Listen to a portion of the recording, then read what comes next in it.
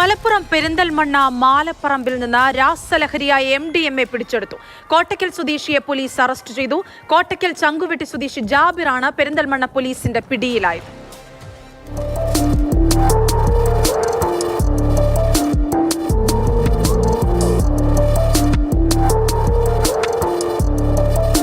മലപ്പുറം ജില്ലയിൽ സിന്തറ്റിക് ലഹരി വസ്തുക്കളുടെ ഉപയോഗവും വിൽപ്പനയും തടയുന്നതിന്റെ ഭാഗമായി മലപ്പുറം ജില്ലാ പോലീസ് മേധാവിയുടെ നിർദ്ദേശപ്രകാരം നടത്തിയ പരിശോധനയിലാണ് വൻ ലഹരിവേട്ട.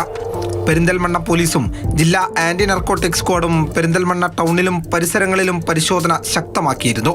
മലാപ്പറമ്പ് വെച്ചാണ് 7.57 ഗ്രാം MDMAയുമായി കോട്ടക്കൽ സ്വദേശി ജാബിറിനെ അറസ്റ്റ് ചെയ്യുന്നത്.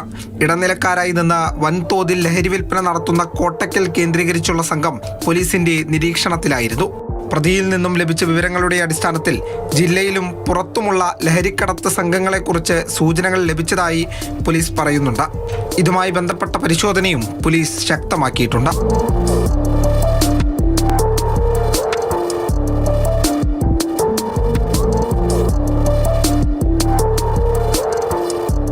മാതൃഭൂമി ന്യൂസ്, മലപ്പുറം.